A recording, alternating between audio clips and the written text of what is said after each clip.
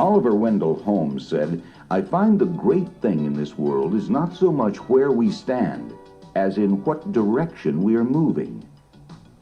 Achievement comes to those who have a vision of where they're going, who look for opportunities and then seize the right moments with zeal. If you want to improve your level of success, you must begin to see yourself differently, recognizing all of your talents and abilities. You must work diligently on improving yourself. And while striving for the results you desire, you must keep your dreams alive. All this requires a commitment to what Les Brown calls personal and professional self-mastery. It's about leading a balanced and full life by handling the demands of the workplace while maintaining harmonious relationships at home.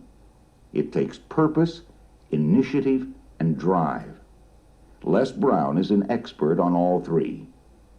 Born in low-income Liberty City, Miami, Florida, Les was adopted as an infant by an unmarried woman, kind and loving, but who had very little education or financial means.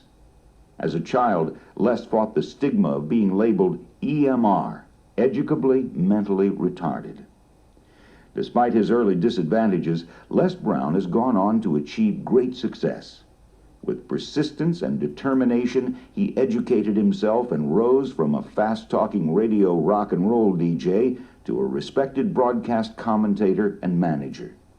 He later became an influential community activist who earned a 3-term seat in the Ohio State Legislature.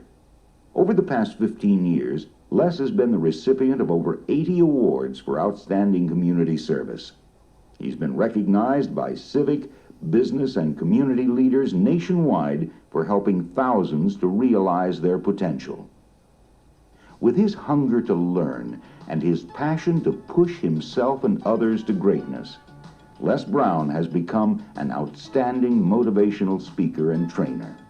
Here on Insight this month, he urges you to make your life exciting by having the courage to live your dream.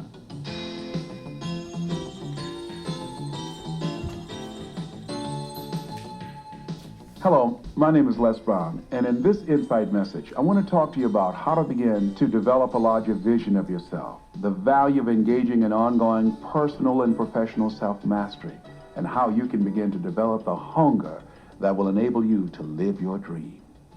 I think that people need to begin to look out on their lives and start dreaming again. Most of us have stopped dreaming.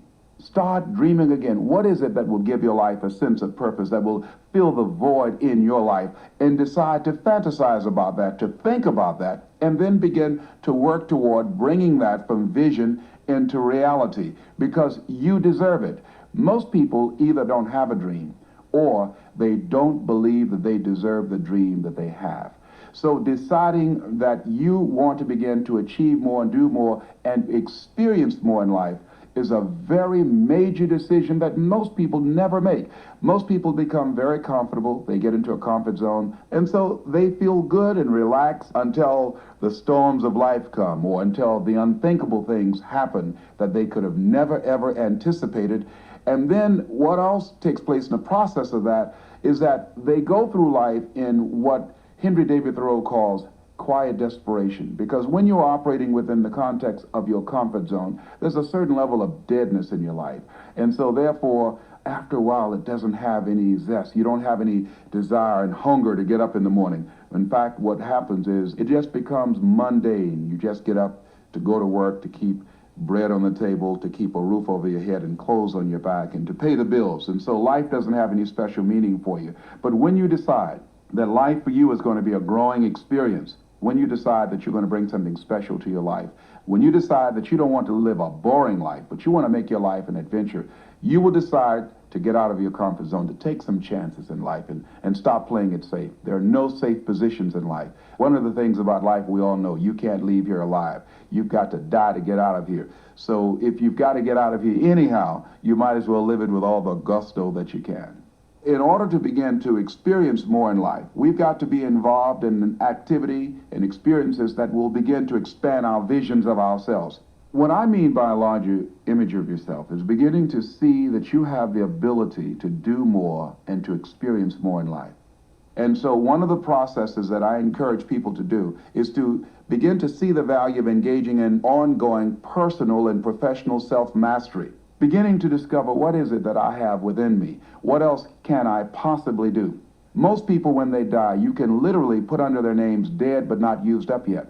Henry David Thoreau said, "Oh God, to reach the point of death, only to realize that you have never lived, only to realize that you have not scraped the surface of your potential." So many people go through life, as the old saying, that many people die at age 21 and don't get buried until they're 65.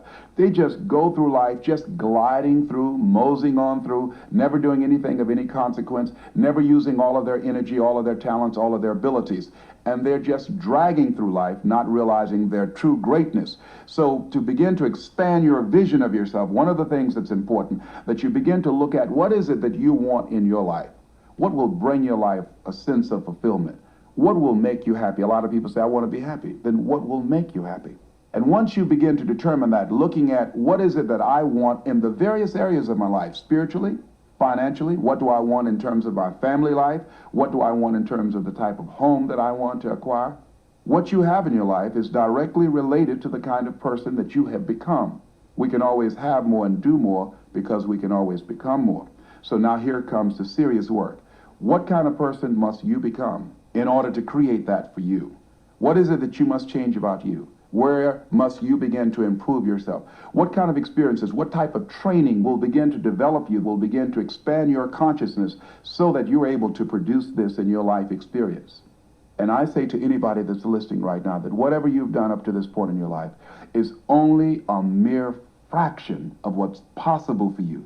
You have talents and abilities that you haven't even begun to discover yet. And part of getting that larger vision of yourself is deciding to take some chances. It's deciding to get out of your comfort zone. It's deciding to expose yourself to failure. 85% of people in life let their fear of failure outweigh their desire to succeed. What if things don't work out? I've got security here. You are your only security. And so therefore, decide to take life on. Decide to make your life exciting, to put some juice in it and some music in it is really the reward of life. Now, quite naturally, because of our programming, we will have an inner conversation and say, well, what if things don't work out? What if you fail? What if you fall flat on your face? That's a possibility. That can happen. And it's okay. I like something that George Burns says. He said, I'd rather fail at doing something I love than to succeed at doing something I hate. And I think that if you want to leave here and not have any regrets, you want to be able to say, hey, I gave it everything I had. Whenever you decide that you want to achieve more in life, understand and know that all hell is going to break loose. Now, it might not happen instantly, and sometimes it will, but begin to know that's part of it. I call it the storms of life. Now, a lot of people get stuck there, and a lot of people begin to personalize it. Don't begin to believe that it's only happening to you or that life has singled you out. You're going to have some setbacks in life. The rug is going to literally be snatched out from under you, and you're going to feel powerless and embarrassed and humiliated. And the thing is this, you gave it your best shot. It's a part of life. And once you've done the best you can, you know that things are not going to always work out the way in which you want them to work out. You've got to handle it. Many times what you must do with things, you look at it and you assess it. What happened? What brought me to this point in my life? What are the things that I've done that did not work out? What are the things that I've done that did work out? And as I begin to look to where I want to go, what is it that I must do differently? Earl Nightingale said something I'll never forget. He said that all of us are self-made, but only the successful will admit it. So you've got to own where you are right now. You've got to take responsibility that you brought you here, and you're going to get you out of here. So once you assess where you are, then you look at where you want to go and go into action. Decide that you're going to start working right then. Make up your mind that you're unstoppable, that nothing and no one is going to stop you. They can perhaps temporarily inconvenience you, but this inconvenience is not going to stop you. It's only there to challenge you. Charles Udall said that in life, you will always be faced with a series of God-ordained opportunities, brilliantly disguised as problems and challenges. And part of beginning to get unstuck is to look at this as an opportunity that's challenging your creativeness, your craftiness, and you begin to burn the midnight oil, deciding and looking at and designing methods and strategies of trying something. And if that doesn't work, you do something else. And if that doesn't work, you will do something else because you know that there's a solution and you see it in your mind's eye. Begin to expect things to get better. Don't look back. Expect things to get better.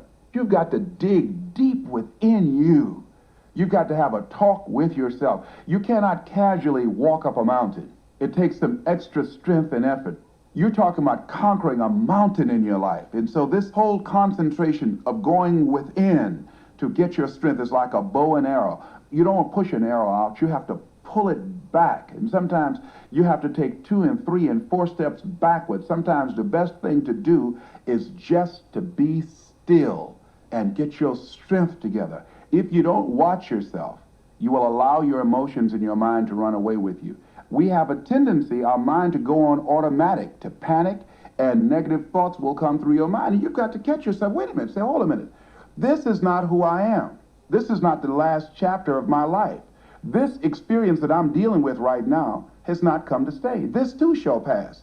So I've got to handle it. Now, what is necessary that I must do now that can lead me out of this? Because you cannot operate under panic. Ships don't come in on rough waters. Your thoughts that will begin to lead you out of where you are will not come in while your mind is all jumbled with depression and fear and anxiety and anger and hatred. So you've got to clear your mind. You've got to get still. You've got to say, it's okay. Peace, be still. I can handle this. Calm yourself. Listen to some music. Go for a walk. Do something that relaxes you. Go to a movie. But get your mind off it and then come back to it refreshed and renewed, and life will give you some answers. Our mind is just like a garden. You know, in a garden, you don't have to encourage weeds to grow. Weeds do not need fertilizer. Weeds don't have to be watered. They don't have to have proper sunlight. Weeds will grow through the cracks of sidewalks. But if you're talking about growing orchids, it's a whole different type of proposition. It takes a lot of cultivation and a lot of effort on your part in preparing the earth to produce this beautiful, magnificent, exotic flower. By the same token, in our lives, it doesn't take any effort and any motivation to think negatively, to be resentful, to be filled with fear, to procrastinate. It doesn't take any motivation to put things off. I mean, we just do that automatically because we've been programmed negatively. It doesn't take any effort whatsoever to decide to surrender to your lower nature. But if you want to begin to achieve self-mastery, if you want to begin to live your dream, you've got to really make a conscious, deliberate, determined effort. You've got to really focus your energy on that in order to bring it to bear in the various dimensions of your life. It's going to take everything on your part to make that happen. And it's an ongoing process. It never ends until you take your last breath. Who will you be? To be or not to be is what William was talking about. That is the question. Are you going to be a wimp, or you're going to be in charge of your destiny, living as if each day is your last, and deciding that you're not going to lay down and allow life to run over you like a bulldozer? All of us know within ourselves that wherever we are, we can do better. Everybody can do better. I don't care if you're a quadriplegic, you can do better. I'm thinking about a lady named Audrey Paramore that I used to talk to quite often when I was involved in broadcasting. And I used to go see her, and we would bring people to see her because she was a source of inspiration. Here this woman was suffering from muscular sclerosis for 17 years, couldn't fan a fly out of her face. All she could do is look at the ceiling, and you say, Audrey, how you doing? And she would say, better than good and better than most.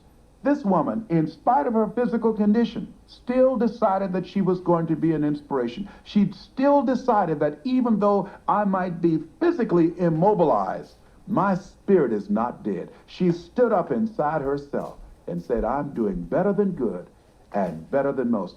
As you listen to the various tape programs, listen with a commitment and an expectation that things are going to get better for you, that you haven't even gotten started yet, and that the possibilities are unlimited. Listen with a commitment to do better than good and better than most.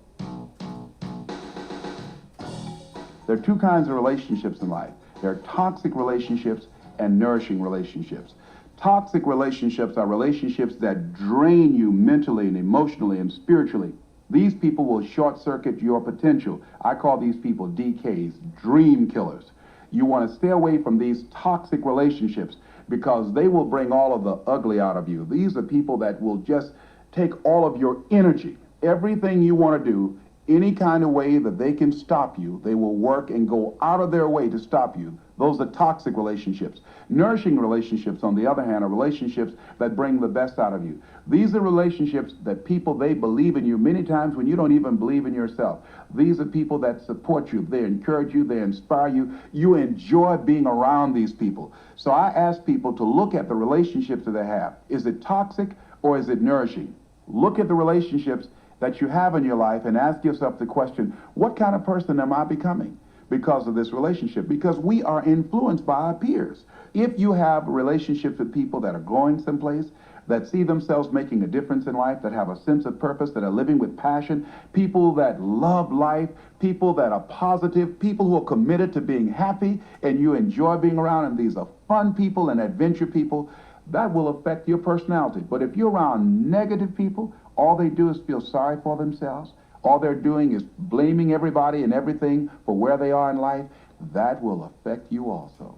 Sometimes the number one people of the discouragement club in your life will be your friends and relatives, the ones who should encourage you. When you have something that's on you, when it's your vision and your passion, don't expect even your relatives to see it. It's not their vision, it's your vision. You don't need everybody's approval. If you can get the approval and support of your wife or your husband, fantastic. If your family does believe in you and support you, that would be great. But don't be surprised if they don't.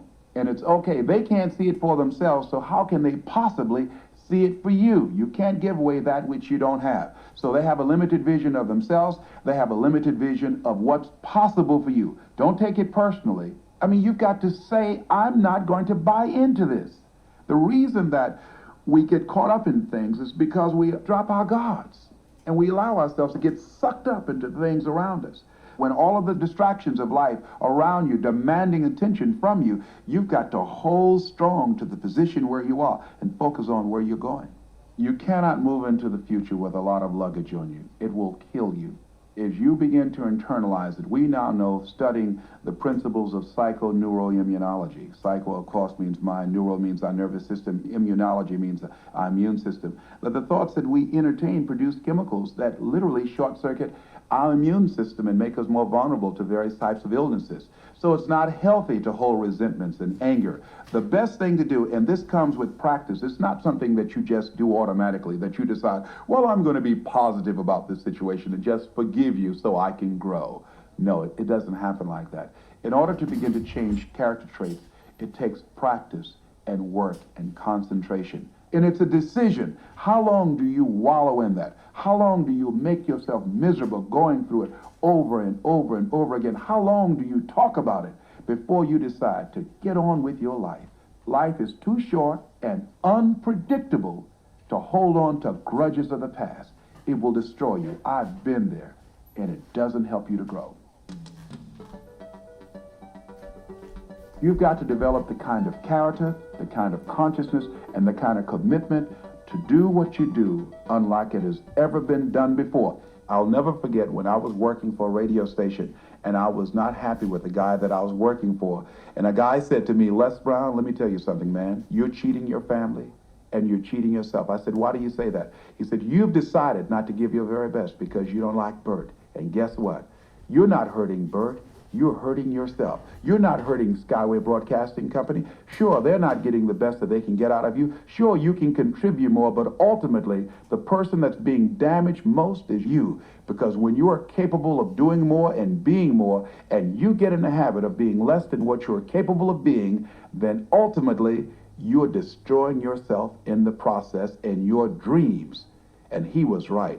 I had made a decision to be mediocre, and I had a variety of excuses and justifications for it, and none of that contributed to my growth. So I had to decide, that I was no longer going to live like that, that I was going to do what I could, where I was, every chance that I got to be the best that I could be and what I was doing, to master it, to learn everything I could about that particular area that I was working in, so that what I did was a statement about who I was and not about doing just enough to get by. Because many people work on jobs like I was doing, where I was working just hard enough so that they would not fire me, and they paid me just enough to keep me from quitting. So it was an agreement in mediocrity, and you have got to decide that you're going to choose to give your best. Even if you're working in a negative environment where people are not motivated, where they're putting you down or they're complaining about how bad things are, you've got to choose not to buy into that and to give it your best shot every day, not just for yourself, but for your family and for future generations. The reason that most people don't achieve their goals or are not working on their goals is they don't feel worthy. And the other thing is they don't believe that it's possible for them. Like, I've never wanted to be wealthy. All my life, I always said to myself, I just want to be comfortable. And what I discovered, that if you want to be comfortable, you've got to be wealthy. Now, the reason that I said that I just wanted to be comfortable, number one, I didn't believe that I could create wealth for myself. So that let me off the hook. The other thing is that I didn't feel worthy. And so work on increasing your deservingness level, deciding that I am worthy, that I deserve the best that life has to offer. I'll never forget a friend of mine that I used to counsel quite a lot, and she was involved in my seminars, and she finally divorced her husband. And I said, "Why did you divorce him, Pat?" She said, "He beat me." I said, "But Pat, he's been beating you for 14 years.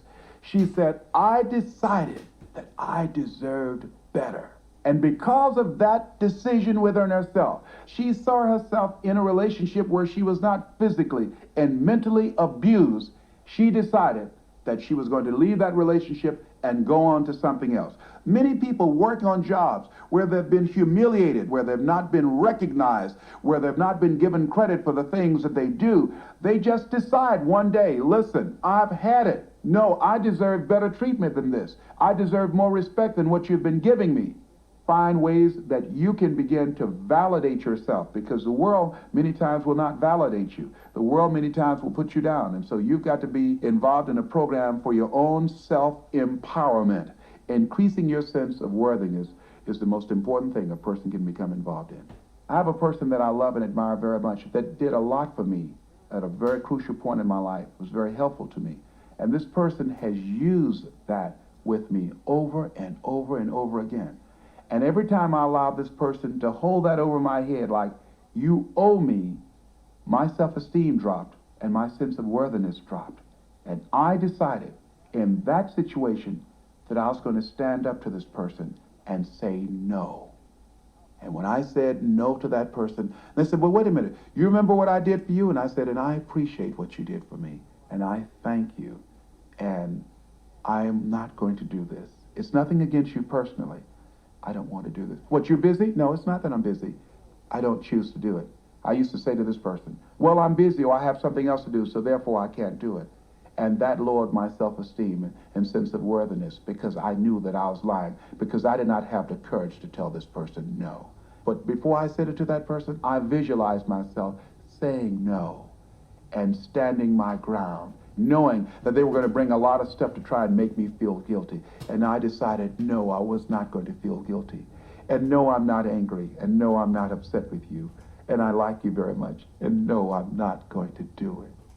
And that made me feel so good inside. So find areas of your life where you know that you are not operating with a sense of integrity, where you need to begin to become more honest and decide that I'm going to take a stand in this area of my life. In order for us to begin to be involved in positive character building, we must do things that will take us out of our comfort zone, where we are able to experience fear, and we do it anyhow. Step into the fear. Don't allow it to immobilize you. Allow it to activate you. You step into it, you experience the fear, you do it anyhow, and you move on past it. And as you engage in action, visualizing yourself doing this over and over and over again, each time you visualize yourself doing this, first it's going to be there, and then it's going to subside. And as you start acting, it will disappear, and you will feel so proud of yourself that you did it. What are those things that in your life right now that will increase your sense of worthiness? Take personal inventory, assess yourself, begin to look around in various areas of your life and start spending more time in quiet listening, spending more time alone and reflective thinking about yourself with pencil and paper. Go for a drive, or if you live by yourself, spend time just thinking about you. I have a journal that I write down my thoughts about me. What is it that I can do that will help me feel better about myself? What are the things that I don't like about me? List what those things are, and then decide that you're going to identify some that you're going to work on. Don't try and do them all at the same time. Just identify one trait that you know does not allow you to manifest your greatness and be who you really are, and work and concentrate on that. I think that life is about what you give is what you get. What you withhold from life, life withholds from you. Because in life, you're either on the way or in the way. Your life is either going up or going down. You're either saying hello or goodbye. There's no holding position. It is more competitive today than it's ever been before. The day in the American workplace where a person can get out of college, go there, and work in one particular job, do it for 30 or 40 years, and nothing else, and retire, that day is gone. Now, in a global economy, it's a brand new day. This is the day, as we know, that is called the era of the 3 C's: accelerated change, overwhelming complexity, and tremendous competition. So now more than ever, you've got to be hungry if you want to make it. You've got to really, really want it. You've got to be willing to do more, do it faster, do it better, and in many cases, no compensation in pay. And in order for that to happen, you've got to have a larger vision. We've got to look into the future. Now, everything we do or don't do makes a difference. Whatever is happening to a person in their personal life is going to show up in their professional life. 7 out of 10 people who lose their jobs in major corporations or who drop in terms of their productivity or their performance usually do so because of personal reasons. So you've got to have a plan of action for your personal growth and development. You want to work to maintain the delicate balance between your personal life and your professional life, because in really the highly paid competitive jobs or positions that people have today require more time than ever before. And you can't give from an empty wagon. You've got to take time to spend time alone, having a proper nutritional program, having a nice, strong support family that when you leave work, you're going home to a haven of peace where you're going to be empowered. And so giving care to your personal needs will most certainly show up in your performance on the job, in your interaction with other people. If you care about yourself, you like yourself, you'll care about other people. But if you don't feel good about who you are, you're not going to feel good about the people that you work with. So I think it's important that we begin to emphasize personal and professional self-mastery. Many of us go through life avoiding struggle, avoiding any major challenges. We don't understand the value of the struggle, the value of the challenge that enables us to fly and to soar higher in life than we ever would without that struggle. An airplane cannot fly without the resistance of air. You cannot learn good horsemanship by riding a tame horse. You can't fix lemonade with sugar alone. You've got to have some lemons. And those lemons are the things that make life much sweeter. So decide that the struggles that you're facing in your life are there for your growth and development, personally, professionally, spiritually, emotionally. It's not there to destroy you, but it's there to empower you. Now, sometimes as you look at your life, you say, well, Lord, let somebody else grow. I've grown enough. And that's a part of it. But life is about growth. When life becomes a struggle, when it becomes extremely challenging, that's when we discover who we really are. I was reading something Robert Elliott said. He said, in order to live a long life, he says, rule number 1, don't sweat the small stuff. And rule number 2, it's all small stuff. And I think that when you don't allow the child to die in you, when you can laugh at yourself, when you can have a lot of fun in life, you can do what you do with a great deal of passion, but you can also play and relax and enjoy life as well. I believe that we should work hard, but I also believe that we should play hard and not allow the little boy in you or the little girl in you to die. and begin to know that life is for, as Ed Foreman would say, for laughing, loving, and living. If there's one thing that I'd like for you as an Insight listener to come away with, I want you to begin to look out on your personal life and professional life and begin to see the value of engaging in ongoing lifelong learning, because you are the person you are today, and what will be dramatically different about you 5 years from now will be because of the goals that you set, the knowledge that you acquire, the people that you meet, and the experiences that you have. And so deciding that you're going to make this experience for you called life an exciting one is something that we can all use, because you brought something to the universe that was not here before you came.